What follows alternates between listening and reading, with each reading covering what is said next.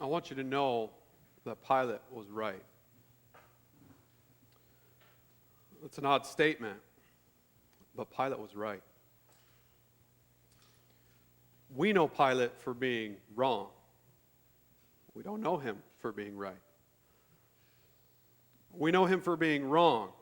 Wrong as anybody could be wrong. We know Pilate as the man who gave the final decision for the death of Jesus. He gave the order, and crucifixion was carried out. He knew Jesus was innocent. Pilate told the crowd he found no guilt in him. He tried to plead with them, saying, "What evil has he done?" His wife told him to have nothing to do with that righteous man. He knew Jesus was innocent, and he tried to release him. But he caved to the demands of the Jews. He gave in to cancel culture. The mob pressured him with a bogus claim that anyone who calls himself a king is opposed to Caesar. So if you release Jesus, you stand with him in opposition to Caesar. And as for us, we have no king but Caesar. It's hard to be any further from the truth. The Jews, who would be all for opposing Caesar, claim Caesar as their king, yet they ask for Barabbas to be released, who had been charged with insurrection, opposition to Caesar. But the Jewish leaders knew where and how to apply the pressure. Threaten someone's political career to get what you want. Pilate was wrong to give in to cancel culture. Pilate was wrong to order the death of the most innocent man there could be. He was wrong to put the Son of God on the cross. We know Pilate for being wrong on that. And really, what a terrible thing to be known for and to go down in history as that man. But Pilate got one thing right. I want you to know Pilate got one thing right. I want to read from John 19, verses 1 through 5. Then Pilate took Jesus and flogged him. And the soldiers twisted together a crown of thorns and put it on his head and arrayed him in a purple robe. They came up to him, saying, "Hail, King of the Jews!" and struck him with their hands. Pilate went out again and said to them, "See, I am bringing him out to you so that you may know that I find no guilt in him." So Jesus came out wearing the crown of thorns and the purple robe. Pilate said to them, "Behold the man."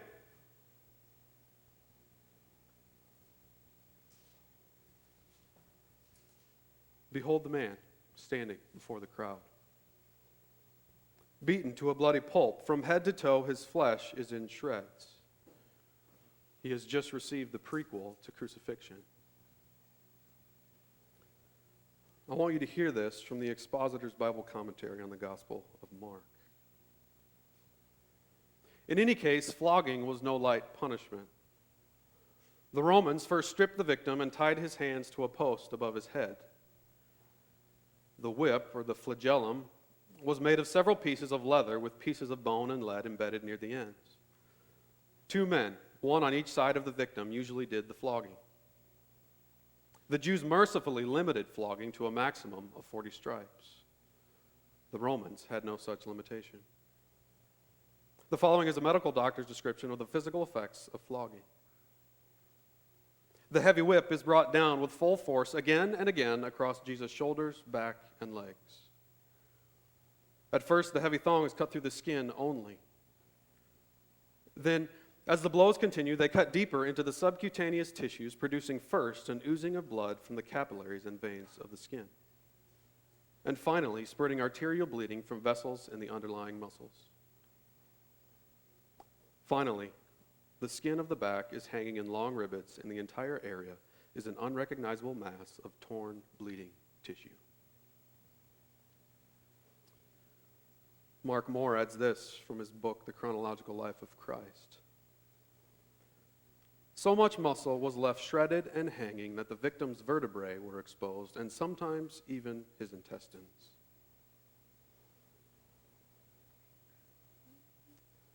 After Jesus is flogged, the physical torture relents a bit and turns to mocking. Thorny branches are twisted and shaped together and pressed down upon Jesus' head for a crown. The soldiers place a purple robe on him and put a rod in his hand for a ruler's staff. They kneel before him and mockingly say, "Hail, King of the Jews!" The text doesn't say, but it's not hard for us to think of other vulgarities they may have said to him. The soldiers spit on him, they hit him in the face, they strike him on the head with a staff. How can Jesus just sit there and take it? How can he let the soldiers have their way? So much he could have said and done through the whole sham of a trial. Oh, what he could have said to the soldiers. You rip my flesh with your whip. You beat me with the rod you've given me to mock my kingship. If you only knew the rod I will one day wield. I will rule the nations with a rod of iron and dash them in pieces like a potter's vessel. I will strike the earth with the rod of my mouth, and the breath of my lips will slay the wicked.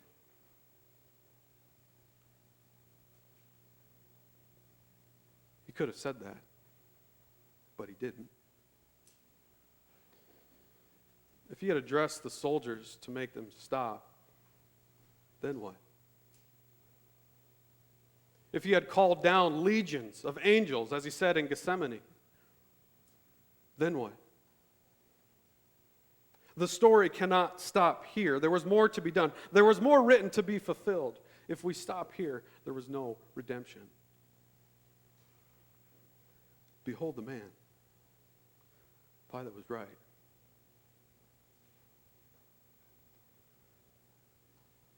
Behold the man condemned to death. Jesus was forced to carry his own cross to the place of execution. This was the horizontal beam known as the patibulum. There are different estimates, but 75 pounds seems to be the minimum amount of weight for the patibulum. We know Jesus was unable to carry it all the way, as a man named Simon was forced to carry it for him. After coming to the place known as Golgotha, or Calvary, from the Latin translation, which means the place of the skull, the crossbeam is set down. Jesus is laid down with his arms stretched out on the patibulum, ready to receive the nails. Most likely, the nails would be hammered in just behind the wrist, between the radius and ulna, the two bones of the forearm. Again, from Mark Moore in the Chronological Life of Christ. Such a position of the nail would provide ample support for the body, especially since the feet were also nailed, and often the cross was equipped with a peg or small block of wood on which the victim could sit. But of equal importance to the Romans, a nail through the wrist would sever the median nerve, sending a searing pain through the arms and shoulders of the victim. The patibulum would then be secured to the vertical beam, the stipes, followed by his feet nailed to the stipes. Traditionally, we think of one foot placed upon the other with a nail driven through, but there are other possibilities. One way is that his legs were turned 90 degrees to the side, with each foot nailed through the heel to the front of the stipes. Or each foot may have been nailed to either side of the cross so that his legs would straddle the stipes. The cross is then raised up and set into place, and there is the man on display for all to see. The pain from having to push up from the nails through your feet and pull up from the nails through your wrists. As he raises up for a breath, the open wounds from the scourging on his back slide against the rough-cut beam of the cross. All of that, and he is still mocked by those watching. His time on the cross went on for about 6 hours. Behold the man. Pilate was right. I'd like to share with you from a book entitled Crucifixion by Martin Hengel. In the book, he writes about how crucifixion was used in Roman times and how death on a cross was viewed in the ancient world. From a chapter called Crucifixion as a Barbaric Form of Execution and the Utmost Cruelty, he writes this. He's referring to a crucifixion from Greek history when he says, "We have very few more detailed descriptions, and they come only from Roman times. The passion narratives in the gospel are in fact the most detailed of all.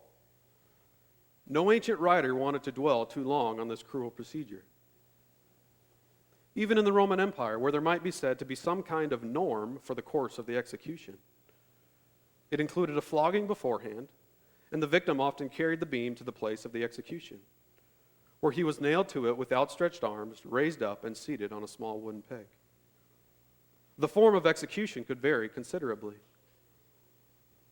Crucifixion was a punishment in which the caprice and sadism of the executioners were given full rein.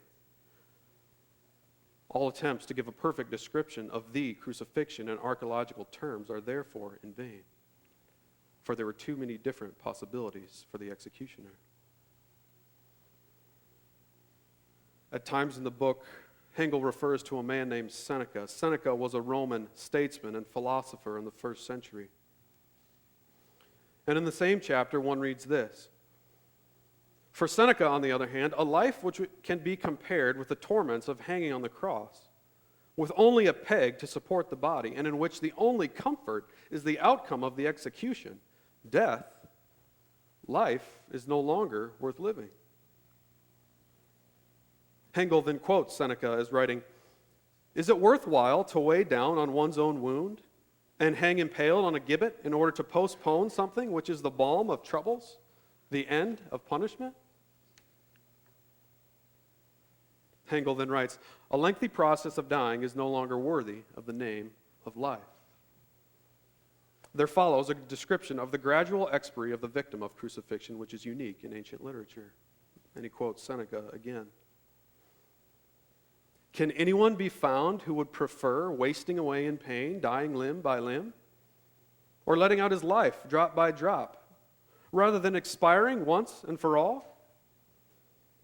Can any man be found willing to be fastened to the accursed tree, long, sickly, already deformed, swelling with ugly wheals on shoulders and chest, and drawing the breath of life amid long, drawn-out agony? He would have many excuses for dying even before mounting the cross."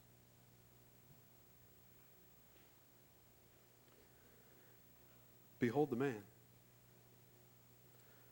Pilate was right. He was so wrong. He had no comprehension of the fullness of time that was wrapped up in those moments as Jesus stood before him. He gave in to the demands of the Jews. He gave the final order to crucify Jesus. But Pilate was right. Behold the man. Pilate did not do that himself, but he was right. Although he was a pagan Gentile, you could classify his words as the shortest sermon ever given. Behold the man. Pilate was right. He was right on that one thing. Behold the man. On those three words, Pilate and Jesus would be in total agreement. Behold the man.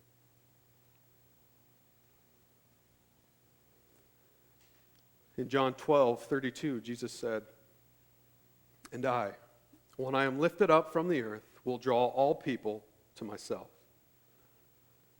And John writes in verse 33 that Jesus said this to show by what kind of death he was going to die. The cross is it. Jesus said the cross is how he would draw people to himself. If that is the case, then behold the man.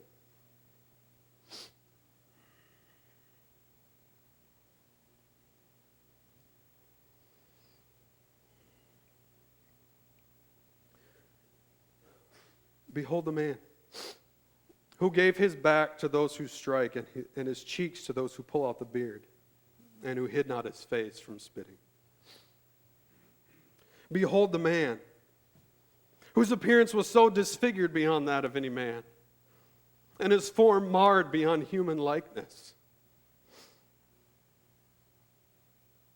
Behold the man, who was oppressed and afflicted, yet he did not open his mouth. He was led like a lamb to the slaughter, and as a sheep before her shearers is silent, so he did not open his mouth.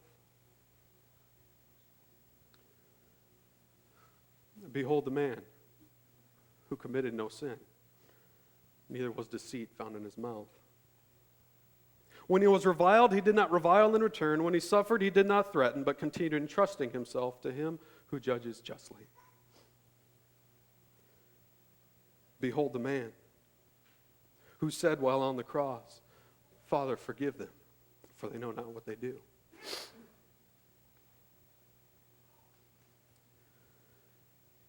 Behold the man, who was pierced for our transgressions, who was crushed for our iniquities. The punishment that brought us peace was upon him, and by his wounds we are healed. Behold the man who bore our sins in his body on the tree, that we might die to sin and live to righteousness. Behold the man who knew no sin, who became sin for us, so that we might become the righteousness of God. Behold the man who suffered once for sins, the righteous for the unrighteous, that he might bring us to God.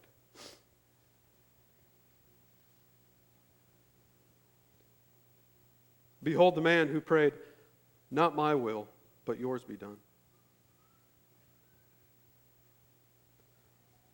Behold the man whom the Lord has laid on the iniquity of us all. Behold the man whom God put forward as a propitiation by his blood. Behold the man for whom it was the Lord's will to crush him and cause him to suffer. Behold the man who humbled himself and became obedient to death, even death on a cross. Behold the man who for the joy set before him endured the cross, despising its shame, and is seated at the right hand of the throne of God.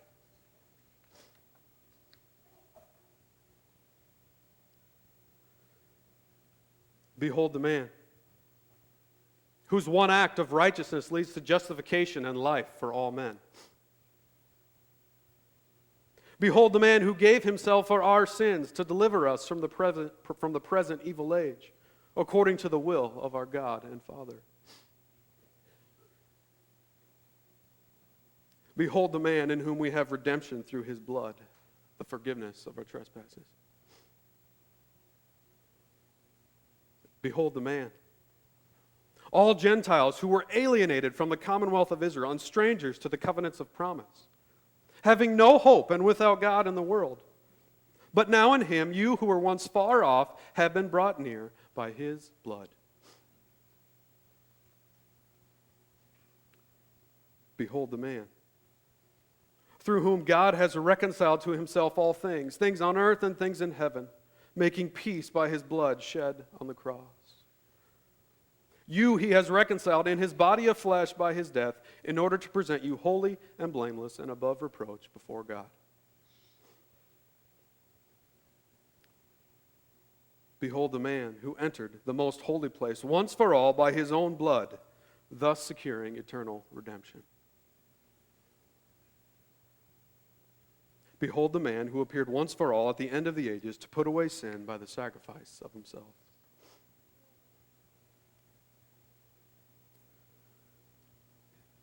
Behold the man who came not to be served, but to serve, and to give his life as a ransom for many. Behold the man who lays down his life for the sheep and has authority to take it up again. Behold the man who died for the ungodly. Behold the man through whom God shows his love for us, and that while we were still sinners, he died for us. Behold the man through whom there is now no condemnation. Behold the man whose blood cleanses us from all sin. Behold the man through whom the love of God was made manifest. Not that we have loved God, but that he loved us and sent his Son to be the propitiation for our sins.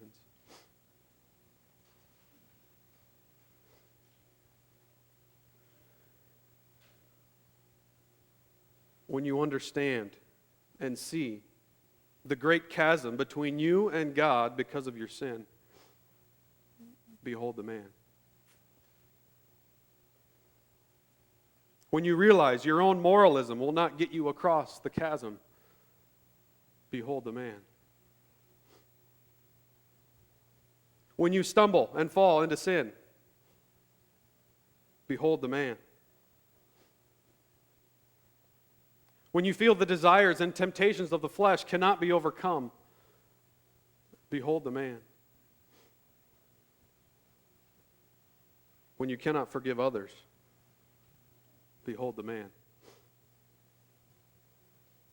When guilt and shame weigh you down, behold the man. If you feel you cannot escape judgment and condemnation, behold the man. If you think your sin is too great and beyond forgiveness, behold the man.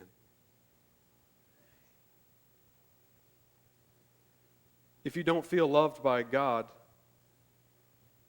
behold the man. If you want to see the greatest display of love, behold the man. If you want to try and comprehend the breadth and length and height and depth of God's love, behold the man.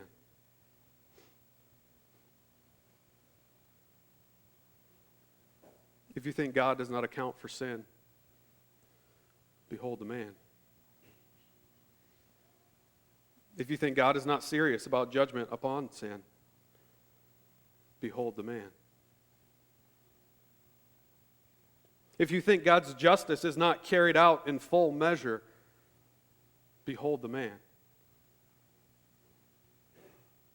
If you think what is written in the Scriptures won't be fulfilled, behold the man. If you think God is not serious about his word, behold the man.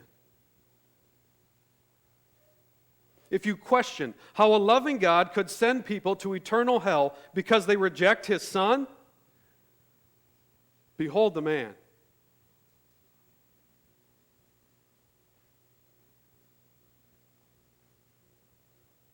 If you think you know or wonder what the world needs right now, it needs to behold the man. If you think you know or wonder what America needs right now, it needs to behold the man. If you think you know or wonder what the church needs right now, it needs to always behold the man.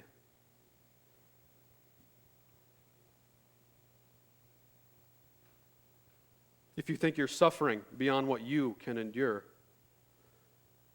behold the man. If you think God cannot empathize with our suffering,